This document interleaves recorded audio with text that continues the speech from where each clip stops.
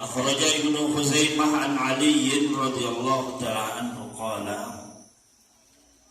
ما كان فينا فارس يوم بدر غير المقداد رضي الله تعالى عنه،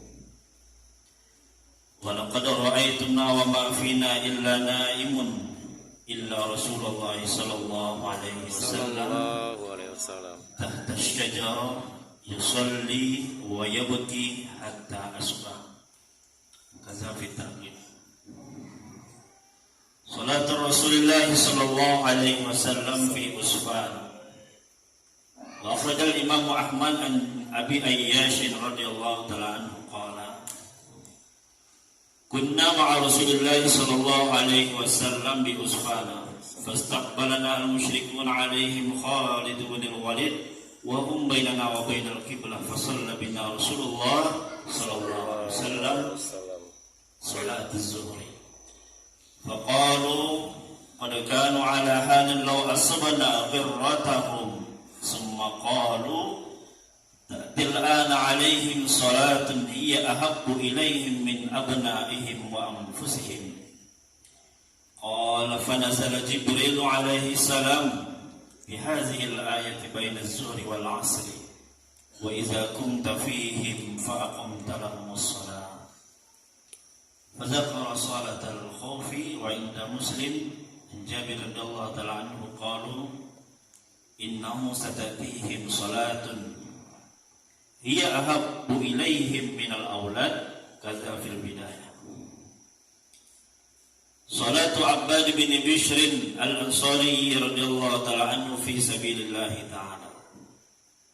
وأخرج ابن إسحاق عن جابر رضي الله تعالى عنه قال: خرجنا مع رسول الله صلى الله عليه وسلم في غزوة ذات الرقاء من نخل، فأصاب رجل امرأة رجل من المشركين، فلما انصرف رسول الله صلى الله عليه وسلم قافلا أتى زوجها وكان غائبا، فلما أخبر الخبر حلفها حتى لا يمتع، حتى يغرق في أصحاب محمد صلى الله عليه وسلم، فخرج يتبع أثر رسول الله صلى الله عليه وسلم، فنزل رسول الله صلى الله عليه وسلم منزلا فقال: ما الرجل يقلعنا ليلتنا؟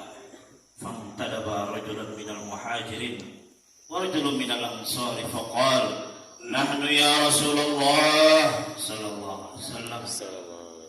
قال: فكنا بفم الشيء من الوادي، وهما عمار بن ياسير وعبد بن بشر رضي الله تعالى عنهما. فلما خرج إلى فم الشيء قال الأنصاري للمهاجري: أيلا تحب أن أكفيكه أوله أم آخره؟ قال: بل اكفني أولا. فاضطجع المهاجري فنام، وقام الأنصاري يصلي. قال: وأتى الرجل فلما رأى الشخص الرجل عرف أنه ربيعه القوم، فرمى بسهم فوضعه فيه، فامتزعه ووضعه وثبت قائما. قال: ثم رمى بسهم آخر فوضعه فيه، فنزعه فوضعه وثبت قائما. قال: ثم عاد له بالثالث فوضعه فيه فنزعه فوضعه، ثم ركع وسجد، ثم أحب صاحبه فقال: اجلس فقد أثبت. قال: فوثب الرجل، فلما رآه ما عرف أنه قد نزر به فهرب.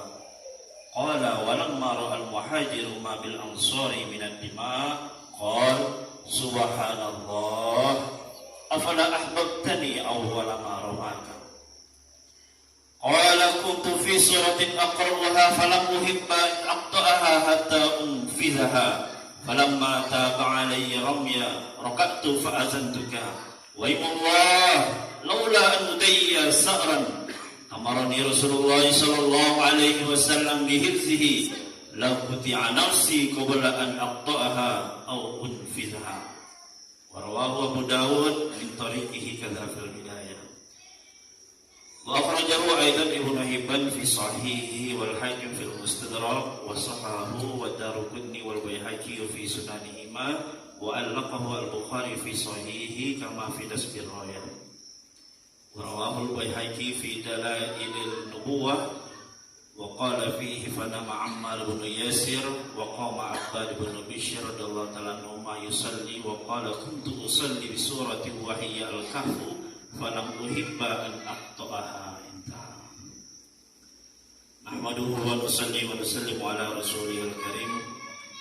Hadirin yang dirahmati Allah Subhanahu wa taala, sama-sama akan kita dengarkan kisah pertama salatnya baginda Rasulullah sallallahu alaihi wasallam pada malam perang Badar. Dikeluarkan atau diriwayatkan oleh Ibnu Khuzaimah dari Sayyidina Ali radhiyallahu taala anhu, beliau berkata, tidak ada satu orang penunggang kuda pun dari sahabat Rasulullah sallallahu alaihi wasallam pada perang Badar melainkan Miqdad ibnul Aswad.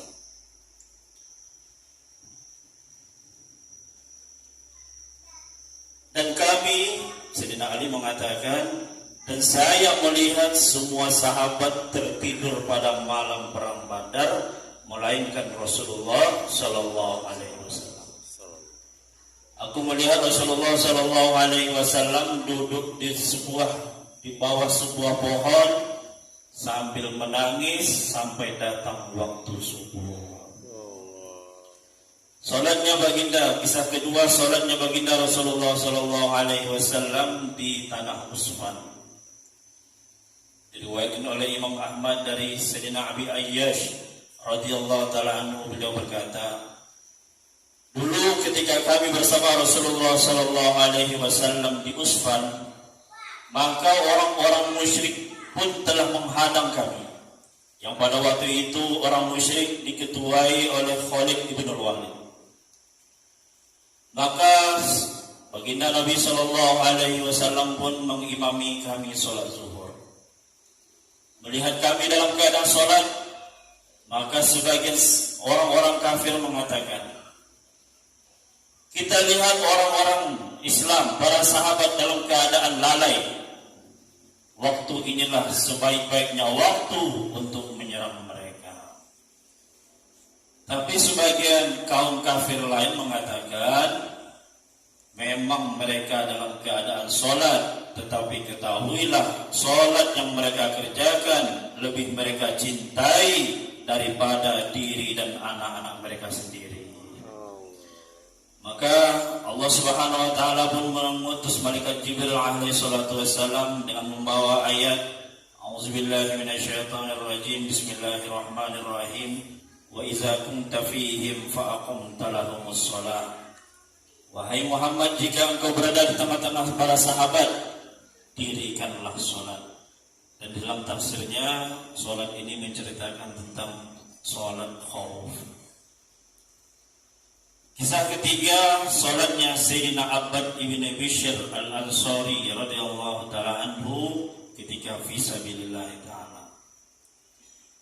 Diriwayatkan oleh Imam Ibnu Ishaq dari Sayyidina Jabir radhiyallahu ta'ala anhu, beliau mengatakan, ketika baginda Nabi sallallahu alaihi wasallam keluar dengan para sahabatnya perang Zatul Riqa, maka ketika hendak beliau menuju kota Madinah, maka beberapa waktu beliau pun telah singgah di suatu tempat.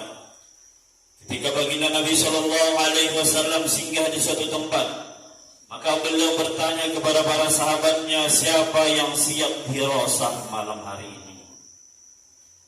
Maka bersedialah satu orang sahabat dari Muhajirin dan satu orang sahabat dari kalangan Ansor. Mereka berkata, kami siap hirasah ya Rasulullah sallallahu alaihi wasallam. Maka Nabi pun bersabda, kalau begitu hirasah kalian berdua di Syi'ab atau di jalan menuju arah bukit. Kedua sahabat itu adalah dari golongan Muhajirin bernama Ammar ibnu Yasir, dan dari golongan Ansor Abbad ibnu Bishr.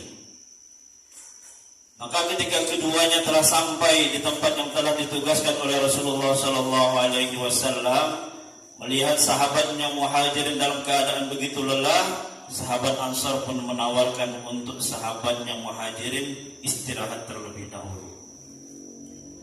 Maka sahabat Muhajirin pun berbaring dan kemudian tertidur. Tidak lama setelah itu, maka sahabat Ansar pun berdiri melaksanakan sholat. Ketika beliau sholat, maka seorang mata-mata musyrik datang melihat satu orang sedang berdiri sholat, maka dia pun telah melemparkan atau menembakkan anak panahnya kepada sahabat tersebut. Ketika anak panah tertancap di badannya sahabat, maka beliau pun mencabut anak panah tersebut dan melanjutkan sholatnya. Tidak puas dengan hasil pertama, mata-mata tadi kembali melemparkan anak panahnya kepada sahabat, dan sahabat pun menanggalkan, mencopot anak panahnya dan melanjutkan sholat sampai ulangan yang ketiga kali. Pada ketiga kalinya, maka sahabat tadi mempercepat meringkas sholatnya, kemudian beliau rukuk dan sujud dan membangunkan sahabat Muhajirnya. Kemudian beliau berkata, "Duduklah wahai sahabat Muhajirinku, sungguh aku telah bersimbah darah." Maka ketika dua orang tadi berbicara, mata-mata kafir Quraisy tadi pun lari ketakutan, kemudian meninggalkan tempat tersebut. Melihat sahabat Ansarnya yang banyak bersimbah darah, maka sahabat Muhajirin mengatakan, "Subhanallah, kenapa engkau tidak membangunkanku ketika engkau ditombak, dipanah?" Maka sahabat tadi mengatakan, "Wahai Muhajirin, sahabatku, ketahuilah ketika aku dipanah oleh musuh, aku dalam keadaan sholat, dan aku sedang membaca satu surat. Dan aku sangat tidak suka memutus surat tersebut, sedangkan aku belum menyelesaikannya. Tetapi karena terus-menerusnya anak panah menancap ke tubuhku, aku meringkas sholatku, kemudian aku membangunkanmu. Wahai sahabatku Muhajirin, ketahuilah, demi Allah, jika tidak karena khawatir akan wasiat perintah Rasulullah, sungguh aku lebih menyukai mati daripada tidak menyelesaikan bacaan suratku di dalam sholat." Di dalam riwayat lain diceritakan surat yang dibaca oleh sahabat tersebut adalah surat Al-Kahfi. Hadirin yang dirahmati Allah Subhanahu wa taala, banyak pelajaran yang bisa kita ambil, yang bisa kita pelajari, yang bisa kita aplikasikan ke dalam kehidupan sehari-hari kita. Di antaranya, hadirin yang dirahmati Allah Subhanahu wa taala, bagaimana sahabat yang ditugaskan hirasah oleh Rasulullah,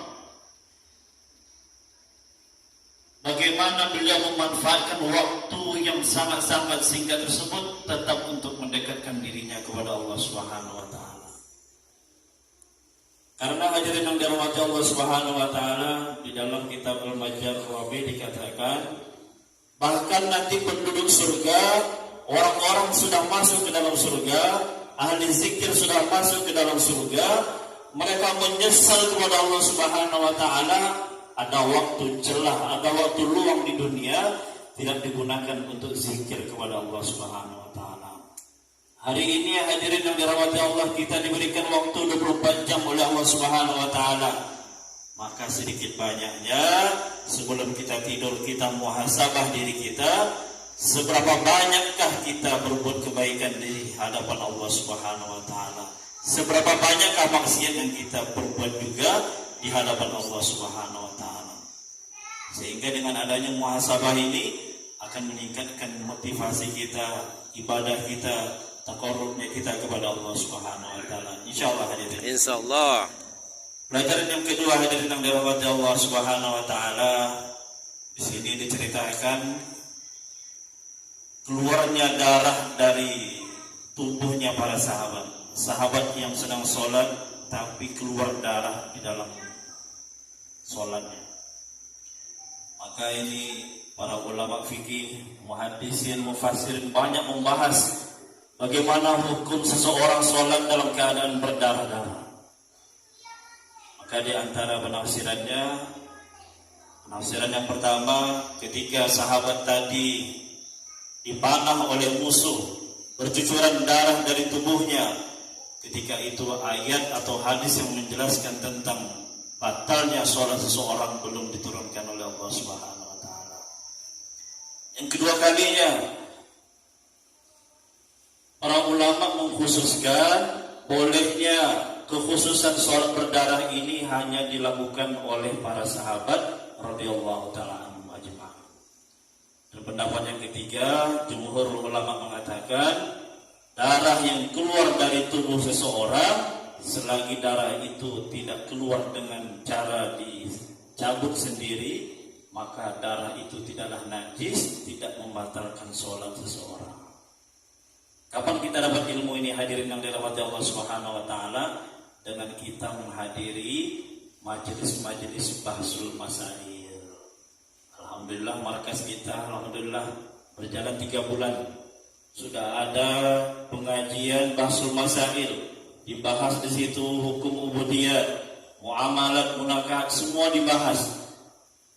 Maka oleh karenanya sama-sama kita hadiri, sama-sama kita belajar, sama-sama kita praktekkan amal ilmu kita dengan harapan Allah Subhanahu wa taala catat kita sebagai orang yang berilmu. Amin. Amin ya Allah. Yang ketiga hadirin yang dirahmati Allah Subhanahu wa taala, pelajaran yang dapat kita ambil bagaimana khusyuknya salat sahabat dapat mengalahkan sakitnya anak panah. Hadirin yang dirahmati Allah Subhanahu wa taala, orang yang tidak pernah memaksa dirinya untuk tahajud tidak akan pernah tahajud seumur hidup. Orang yang tidak pernah memaksa dirinya sholat duha tidak akan pernah sholat duha seumur hidupnya. Maka hadirin yang dirahmati Allah Subhanahu wa taala, orang yang nekat akan memiliki derajat. Tentunya nekat dalam arti dalam kurung perkara yang positif.